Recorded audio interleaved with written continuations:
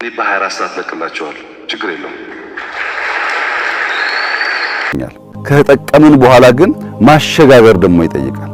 በመጨረሻም ዳንኤል ክብረት የቁጭና የቁም እስረኛ መደረጉ ከተገለጸ በኋላ መታሰሩን የቅርብ ቤተሰቦች ይፋ አደረጉ። በማስቀጠልም ጠቅላዩ ከህዝቡ በቀረበላቸው ጥያቄ በ24 ሰዓት ውስጥ ስልጣኔን ለቅላቸዋለሁ ያሉበት ጉዳይ በርካቶችን እያነጋገረ ሲሆን ምንድነው የቀረበላቸው ጥያቄ? ዝርዝሩን ይዤላችሁ ቀርቤያለሁ። ለሚበላው ለሚበሰብሰው ለዚህ ፈራሽ ገላ ቁምጣ መቻነሰው የሞቱ ምክንያት ምንድነው? በዛሬው ዕለት ህይወቱ እንዳለፈ የተገለጸው የባህል አምባሳደሩ ተወዳጁ አርቲስት ሰማኸኝ ሀገራችን ኢትዮጵያ በእጅጉ አዝናለች። ዛሬ ጠዋት ከደሴ ወደ አዲስ አበባ ይጓዝ የነበረው የህዝብ ተሽከርካሪ በኮምቦልቻ ከተማ መካከል በሚገኘው በአረጎ መንገድ ላይ ወደታች 100 ሜትር ተወርውሮ የወደቀ ሲሆን በዚህም አደጋ በርካታ ቁጥር ያላቸው ወገኖቻችን አልቆብናል።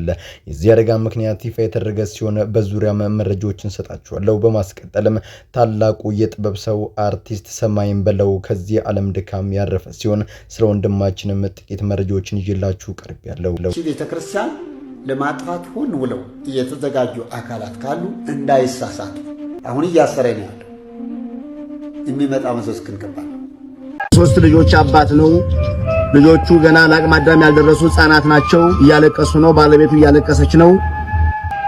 ወደ ነበረበት ስራ እንዲመለስ ድምጽ እንድትሆኑ በዛሬው ዕለት የእናት ፓርቲ አመራሮች ያወጡት መረጃ ለጆሮ የሚከብድ ነው። ይህም ለቤተ ክርስቲያን ድምጽ በመሆኑ በጨለማ ስር ላይ የሚገኘው ወንድማችን ሆኔ ያለ በደሉ ያለ ጥፋቱ ፍትህን ተነፍጎ እየተሳቃየ ሲሆን በዚህ በአባቶቻችን እንዲሁም በመላው ኦርቶዶክሳን ታላቅ የተባለ ቻሌንጅ ተጀምሯል። ለወንድማችን መለቀቅ የምትችሉ ቪዲዮ መስራት ያልቻላችሁ ደግሞ የሚለቀቁ ቪዲዮዎችን ላይክና ሼር በማድረግ ለዓለም አድርሱልኝ። ሰላም በመላው ዓለም ላይ የምትገኙ ቤተሰቦች እንዴት ናችሁ?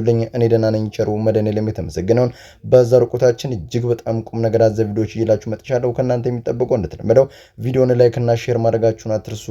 ዳዩ ወደ ዕለቱ ቪዲዮ። የሞቱ ምክንያት ምንድነው? በዛሬው ዕለት ህይወቱ እንዳለፈ የተገለጸው የባህል አምባሳደሩ ተወዳጁ አርቲስት ሰማኸኝ በለው ጋር በተያያዘ የሞቱ ምክንያት ምን እንደሆነ እጅግ አሳዛኝና ልብ የሚሰብር መረጃ በጠዋቱ ተሰምቷል። በርካታ ወገኖቻችን በመኪና አደጋ ህይወታቸው ማለፉ ነው የተሰማው። በዛሬው ዕለት በሀገራችን ኢትዮጵያ የተሰማው አስደንጋጭ ዜና የህዝቡን ልብ ሰብሮታል።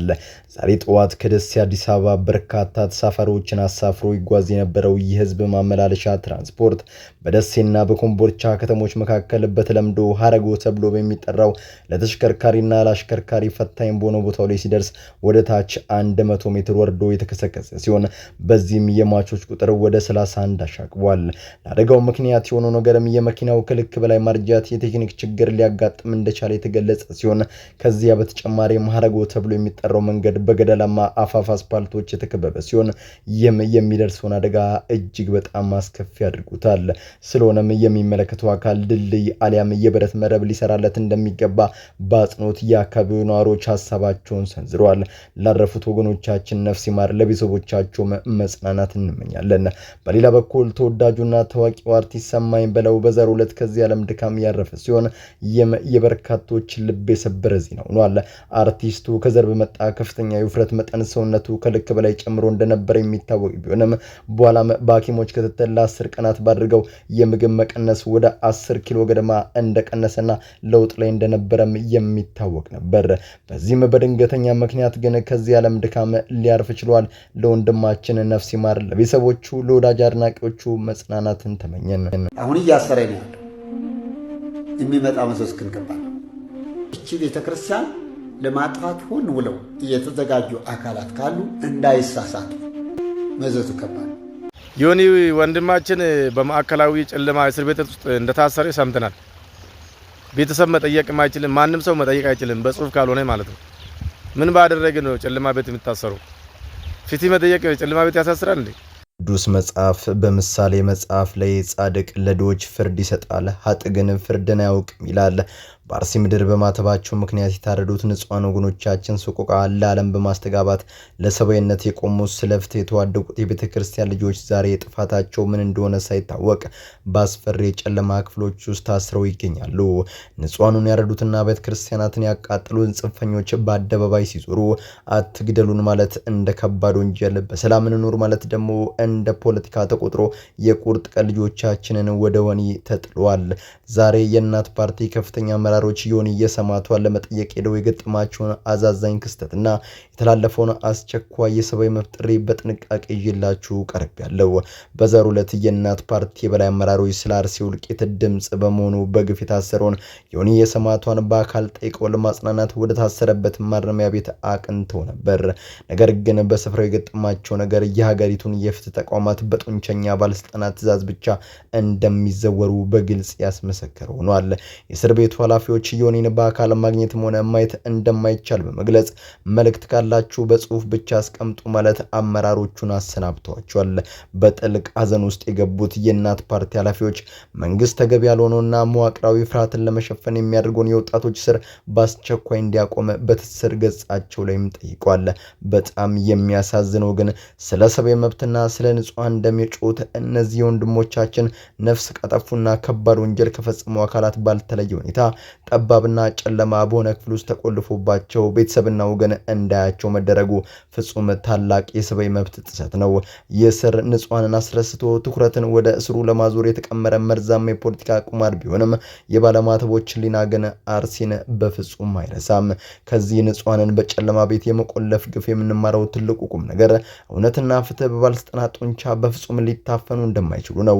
ስለ ሰብአዊነት ጮኸው በግፍ ለታሰሩት ወንድሞቻችን በሙሉ በአስቸኳይ ትክክለኛ ፍትህ ሊሰጣቸው ይገባል።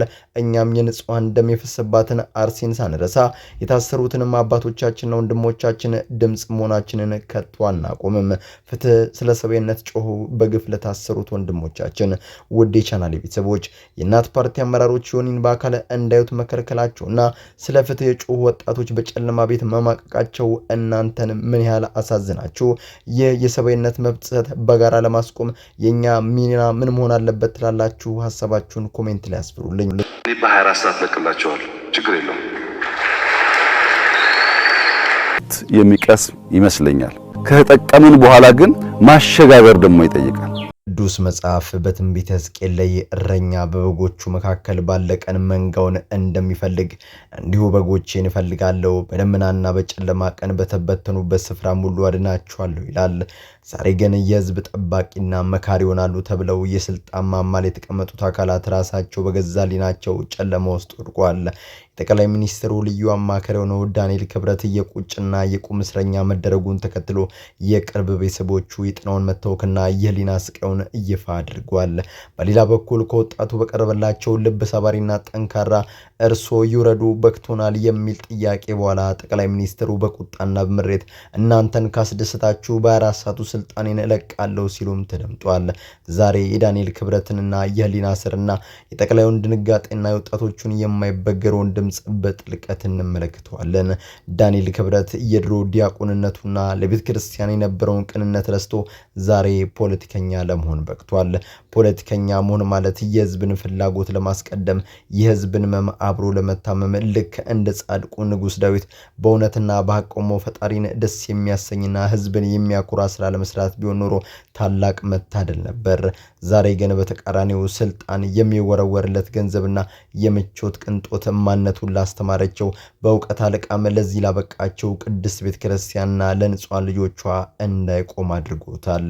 እንደ ጠቅላይ ሚኒስትር አማካሪነቱ በአገሪቱ ላይ ያልተገባ ግፍና ደም መፍሰስ ሲካሄድ ሄዶ ተው ይህ ስራ ልክ አይደለም፣ ህዝብ ዝም ቢል የሰማዩ ፈጣሪ ያዝንብናል፣ የድሃ ለቅሶና የምስኪኖች እንባ መለኮታዊ ቁጣን በላያችን ላይ ያመጣል ብሎ መክሮና ገጾ እምቢ ካሉት ደግሞ ለእውነት ቆሞ ስልጣኑን ጥሎ መውጣት ሲገባው እርሱ ግን ንጹሃን በማተባቸው በየዕለቱ በአርሲና በተለያዩ ስፍራዎች ምስክሮች ሲቀጠፉ በሩን ዘግቶ ዝምታውን መርጧል።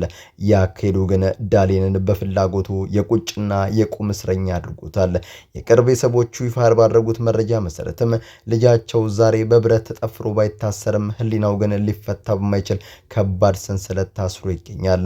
የንጹሃን ደም እንቅልፍ ነስቶታል። ማታ ማታ እንቅልፍ አጥቶ በከፍተኛ ሁኔታ ሲቃዥ እንደሚያድር፣ ቀን ቀን ደግሞ ከድሮ በተለየ መንገድ ብቻውን እንደሚለፈልፍ በከፍተኛ የስነ ልቦና ቀውስ ውስጥ እንዳለ ቤተሰቦቹ ባዘን ገልጸዋል።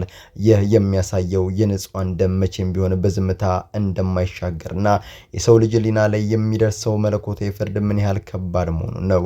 በሌላ በኩል ይህ በሀገሪቱ የኢኮኖሚ ውድቀትና በሰላም ወጥቶ በሰላም የመግባት ዋስትና ማጣት የተማረረው ቆራጥ ወጣት ለጠቅላይ ሚኒስትሩ ፊት ለፊት ያቀረበላቸው ጥያቄ ስርዓቱን ሙሉ በሙሉ አናውጡታል። ወጣቶቹ ለኢትዮጵያ ከዚህ የተሻለ ህዝብን የሚያስቀድም ሰላምና ፍትህን በተግባር የሚያሰፍን አመራር እንደሚያስፈልጋት በድፍረት መግለጻቸው ጠቅላይ ሚኒስትሩን በእጅጉ አማራቸዋል። ከተለመደው የፖለቲካ ፕሮፓጋንዳ በተቃራኒ የወጣቱ ጩኸትና ይውረዱ የሚለው ጥያቄ የፈጠረባቸውን ውስጥ የመሸነፍን ለመሸፈን እናንተን ካስደስታችሁ በ24 ሰዓት ውስጥ ስልጣን እንለቃለሁ የሚል የተስፋ መቁረጥና ቃና የተሞላበት ምላሽ እንዲሰጡ ማስገድደዋቸዋል።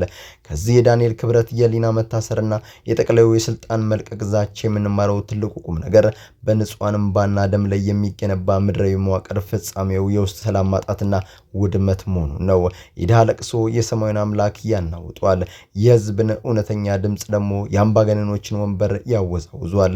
ዛሬ ወጣቶቻችን በሰላም ወጥቶ በሰላም መግባት መብትና የተሻለ አመራርን በድፍረት መጠየቃቸው የሀገራችን የነጻነት ችቦ መቼም ቢሆን እንደማይጠፋ ትልቅ ማረጋገጫ ነው።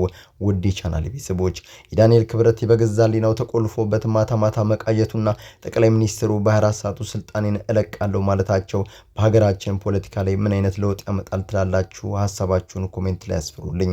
በመላው ዓለም ላይ የምትገኙ ውድ ቤተሰቦቼ ለዛሬ እናንተን ያስተምራሉ፣ ይጠቅማሉ፣ መረጃ ምናሉ ብዬ ያሰብኳቸውን ቪዲዮዎች በዚህ መልኩ አቀረብኩላችሁ። በቀጣይ በሌሎች አስተማሪ ቪዲዮዎች እንገናኛለን። ለዚህ ቻናል አዲስ ከሆናችሁ ምን ይጠብቃችሁ? መለስ ያላችሁ ሰብስክራይብ፣ ላይክ፣ ሼር ማድረጋችሁን አትርሱ። ባላችሁበት ቶሎ ክፉ ሳይነካችሁ በሰላም በቸር በጤና ቆዩልኝ። ይመቻችሁ።